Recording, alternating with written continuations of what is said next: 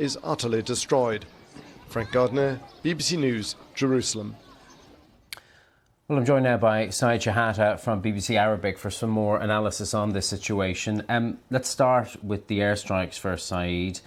Is there a significance that the rockets were fired from an area close to Rafah? Because, of course, that's an area where we've been poised for an Israeli invasion. It puts that question back into the spotlight, doesn't it? I think it will strengthen the position of the Israeli Prime Minister of insisting to make a ground assault on Rafah because maybe the only place it can rockets can be fired, because it came from other places, from Lebanon, but from within Gaza, maybe because Israel controlling northern Gaza. So this is the only place to fire rockets. Even there is some clashes, some rockets coming, but mainly this is a big one and killing 3 Israeli soldiers and wounded others. It makes a threat to Israeli security, according to Mr. Netanyahu. So this gives him more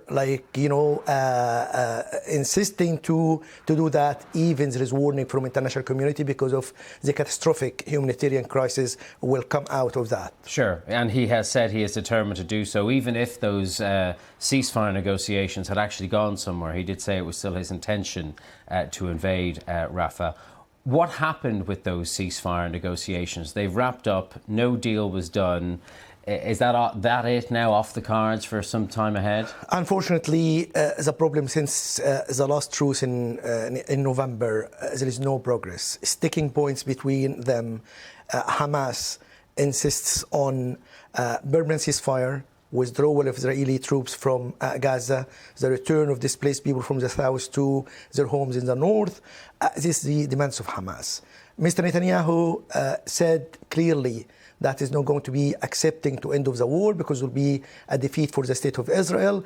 And if they don't go to Gaza and they don't finish the war, it might give the Hamas an opportunity to rebuild its infrastructure, make a threat to Israel.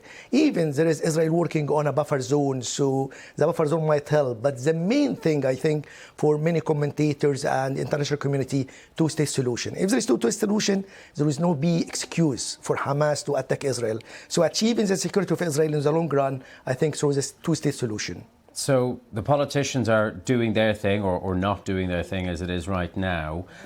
Meanwhile, the ordinary people of Gaza continue to suffer. We saw it alluded to in Frank's report there, but also UNRWA, the UN agency there, putting out a report about health and conditions for the people of Gaza right now.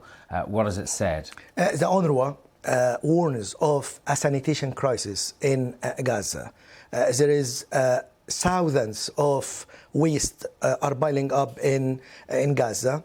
There is a spread of mosquitoes, flies, and rats, as well as diseases, because of the increase of temperature will increase all of these kind of diseases. In addition to that, according to the World Health Organization, says only 30% of hospitals in Gaza working partially, even is not in a full capacity. So it will add to the pressure on the people in Gaza. In addition to that, closing Kerem Shalom crossing will add to the misery of the humanitarian aid, because it's one of the main routes, one of the few routes to deliver aid into Gaza.